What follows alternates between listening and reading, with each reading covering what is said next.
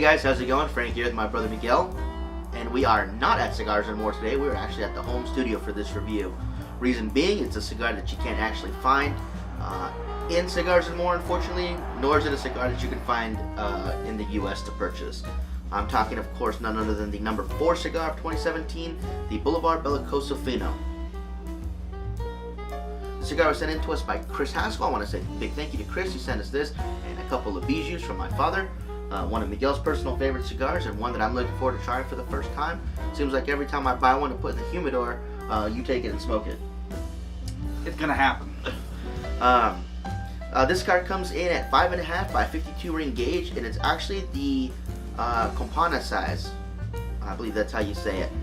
Not to be confused with the pyramid size. It's one of the only two remaining larger size cigars that Boulevard makes. In fact, the Boulevard Royal Corona was #1 cigar of 2006.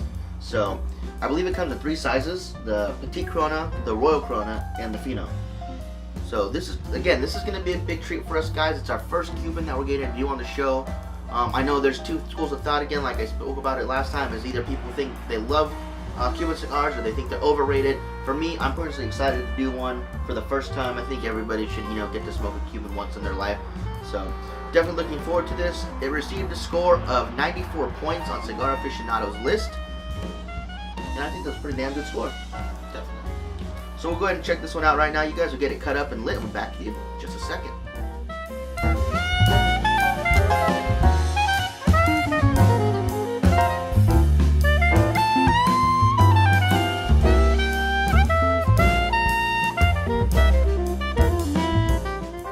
We're half an hour in right now, guys. I gotta say the flavors on this thing have been phenomenal so far. I think Mike would agree. Absolutely. At the same time, almost, we both were like, "Is that tea?" So we were both kind of getting like this kind of sweetened black tea flavor coming out of it. There's definitely some cinnamon spice coming through as well.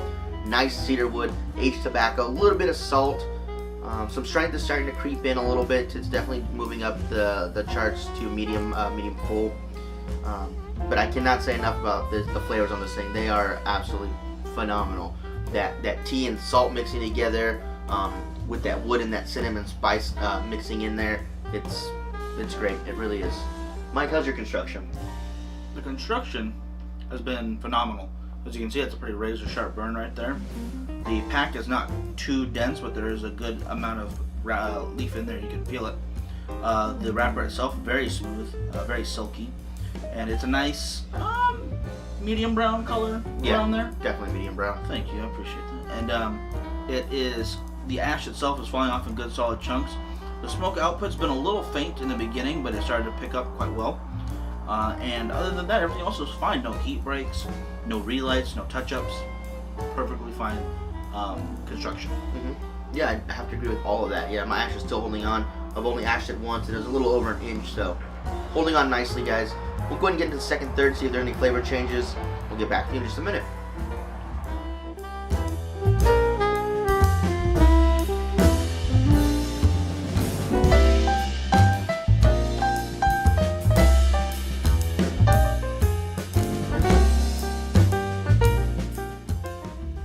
Minutes in, guys, and not a whole lot of changes as far as the flavor goes. The one thing I will say, if you saw a couple of pictures where my eyes looked a little weird, or more weird than usual, I was retrohaling, and I'm still trying to get used to retrohaling, guys, but I was actually able to pick up some nutty flavors on the retrohale.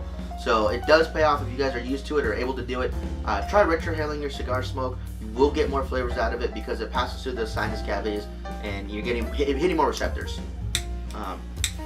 But I gotta say, I still get that really strong tea flavor, still getting that wonderful saltiness to it, almost like a steak, like a salty steak, I would say. That's an excellent way to describe that. I totally agree with that. The cinnamon spice has died off quite a bit, and more of the wood is now starting to come through. That wonderful aged tobacco is still there, and I can definitely see why people like these cigars. Mike, how's your construction then? I'm absolutely enjoying myself, but I had one touch-up. And right now you can see I was doing a little extra relighting because it was starting to go out on me quite a bit. Other than that, there's been no problem. Still no heat breaks. Construction's been fine as far as ash falling off in solid chunks. The smoke output still on the fainter side, and the strength starting to creep up to that medium full to full. Definitely. So if you like a fuller cigar, as most of the other research done has pointed to, this is a full cigar. So far, just medium full. So in my range right there, that's a personal preference to me. Construction, other than the little bits that I mentioned, very well. Yeah, so far an excellent smoke, guys. We'll go ahead and finish this up and get with you with our conclusion in just a minute.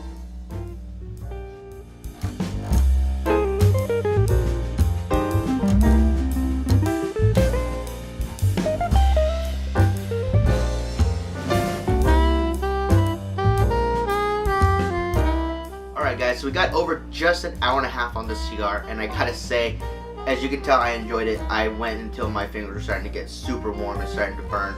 Smoke was getting exceptionally hot, but yeah, absolutely fantastic. I did at the end there start to get, like I was telling you, Mike, a little hint of kind of black licorice. I could see that. There was a nice sweetness to it, but it wasn't overly sweet.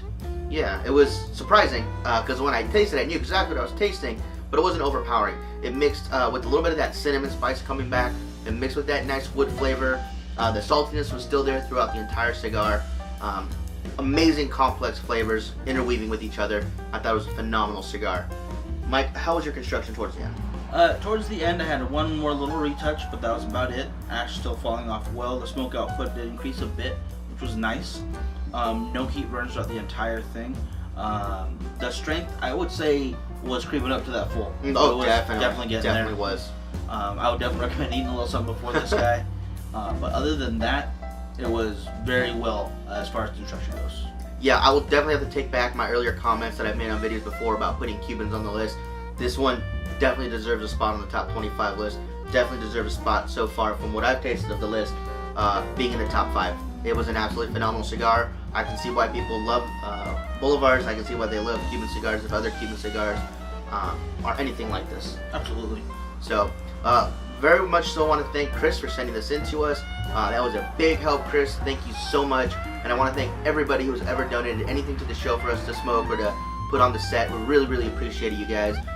The response over the past couple weeks has been phenomenal. I went from something like 400 some odd likes to almost 600 in the course of a little over a week. So the page has been kicking off amazingly, guys. I want to thank you for that so much. And hopefully you guys enjoy these reviews that we keep doing for the Cigar Aficionado Top 25 list. And we'll keep bringing them to you as long as you guys keep wanting to see them. As well as we'll put in some of the newer stuff that we'll be getting.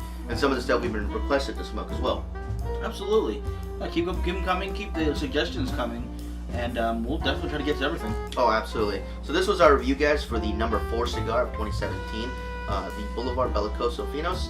And definitely deserves a spot at number 4. It's a great cigar. And we'll see you guys next time. Have a good one, guys.